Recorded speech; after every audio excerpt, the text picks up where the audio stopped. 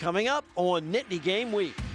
We're playing for PAV this year. We got to get him one this year, get him a national championship.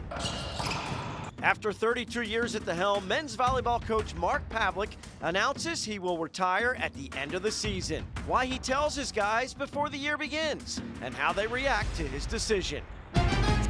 Yeah, all of this has happened really since October. I mean, it's been crazy. She's one of the most respected writers on the Penn State football beat. Audrey Snyder recounts a wild fall that leads to some shocking upsets and a coaching change. And final preparations are being made for outdoor hockey, a sneak peek at the rink in West Shore home field at Beaver Stadium. This is Nittany Game Week.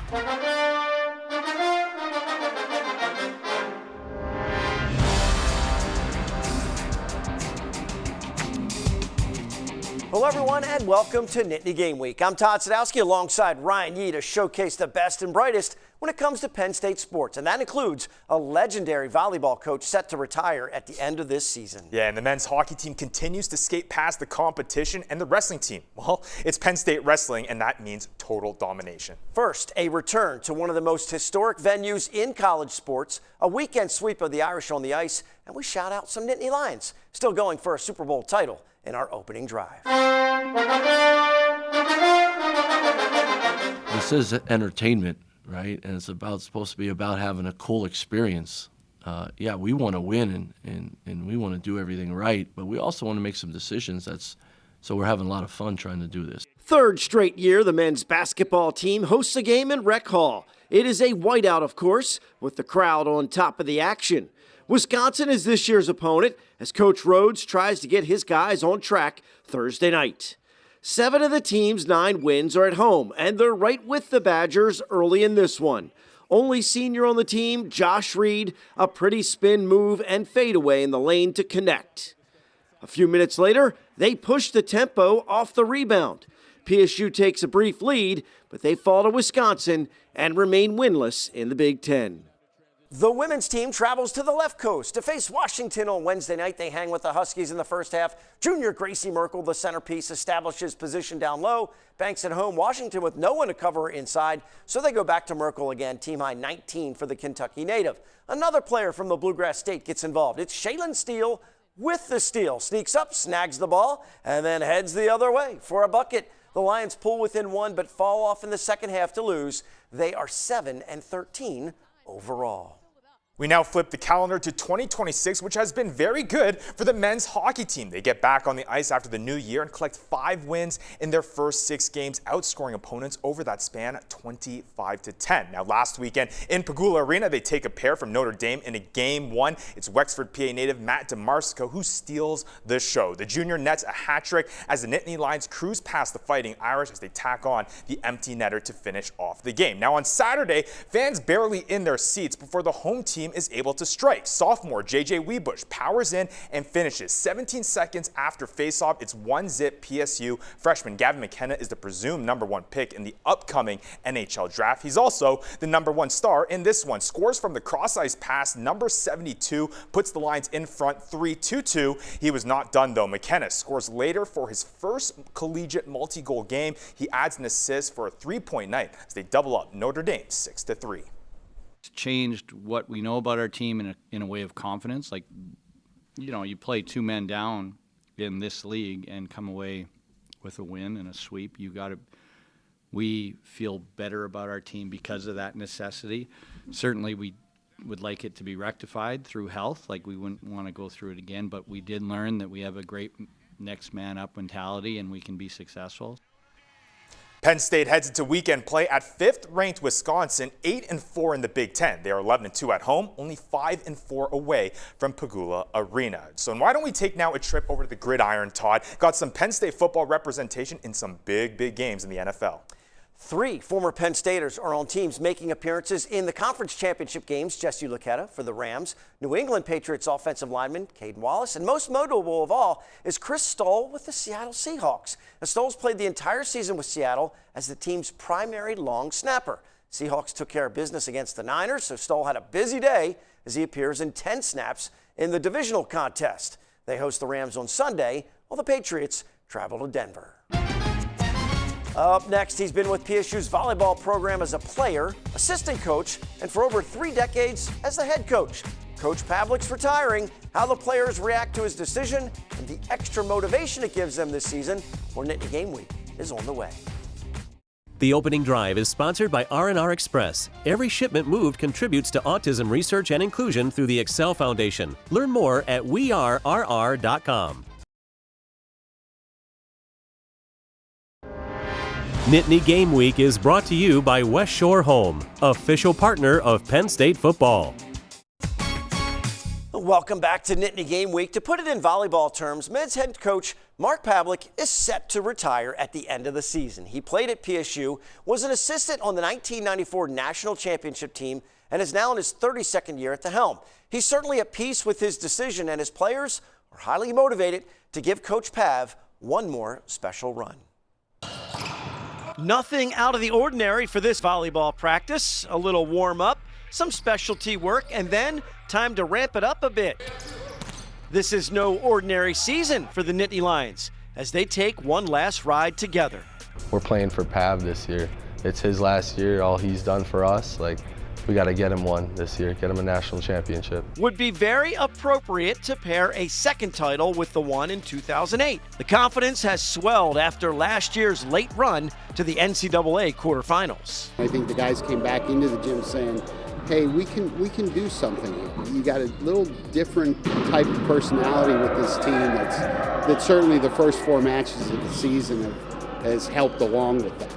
Coach Pavlik let all of his guys know early this is his last season. He did not want to spring the news after the final game, when they will likely have a smaller travel squad in postseason play. It's real important to me to be able to stand in front of our guys and tell them, here's my plans. Nothing's going to change for the rest of the year. Let's just get at it.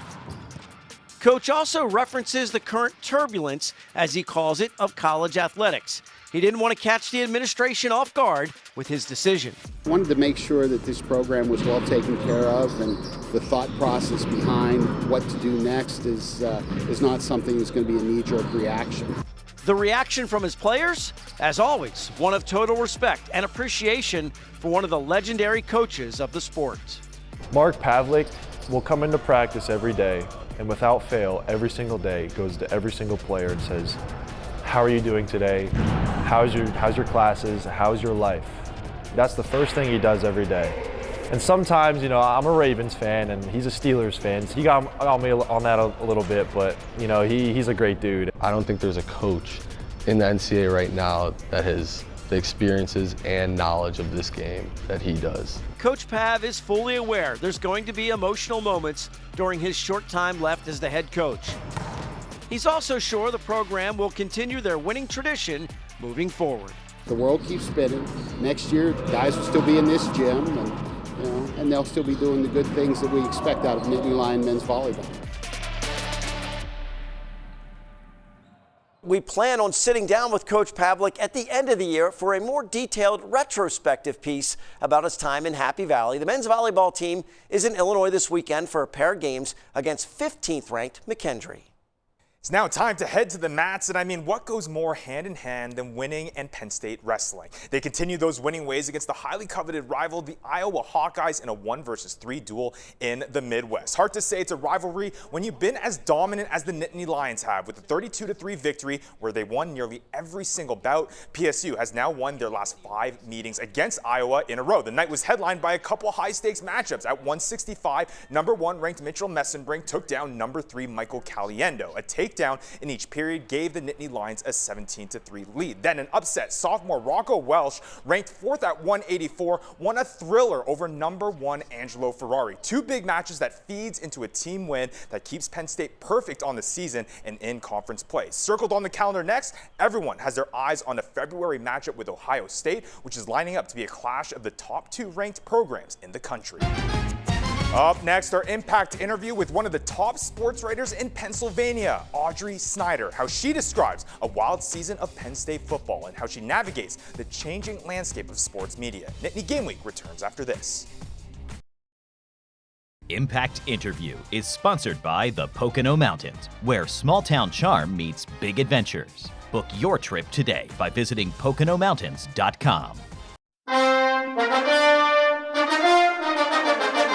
We're back on Nittany Game Week and honored to be joined by the 2022 Pennsylvania Sports Writer of the Year, Audrey Snyder. Audrey, one of the most respected reporters on the Penn State football beat, and is so good at her profession, they want her to teach the upcoming journalists and the next generation as an adjunct lecturer at PSU.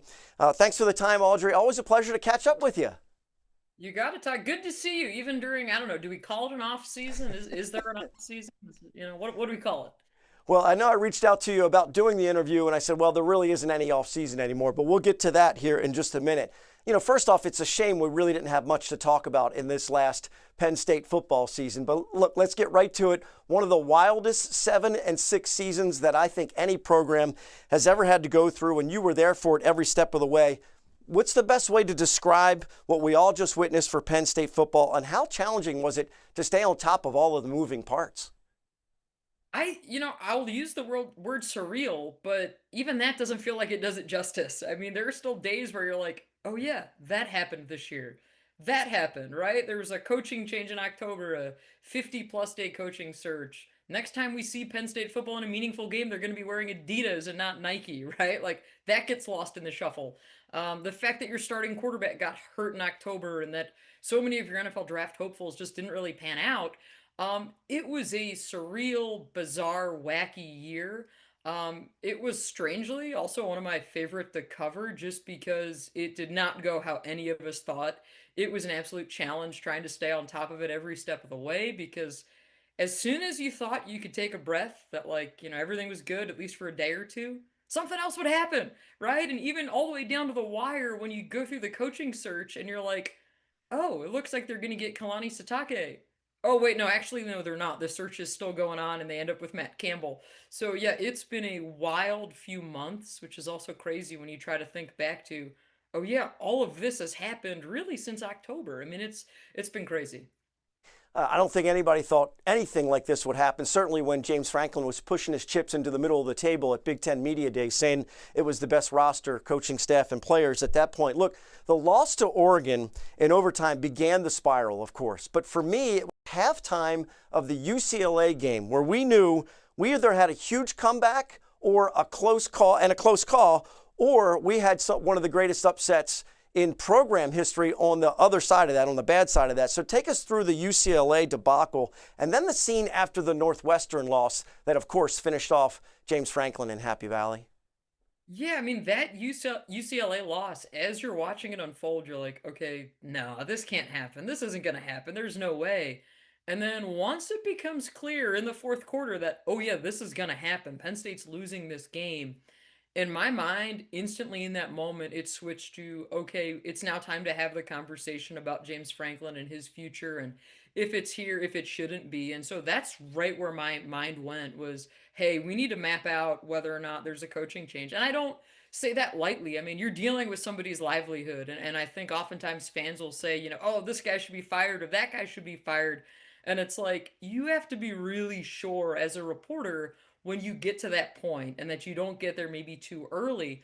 And so I thought I was kind of like right on time with that of, hey, let's have the conversation about James's job. And then when it goes into Northwestern and once they lost that game, I mean, the tenor in the stadium, the boos, I mean, I was surprised. And I've covered this program pretty much every day since 2010 as a student, and I've done it professionally since 2012. And you're covering it and you're like, wow, the home crowd has just totally turned on this coach and this team.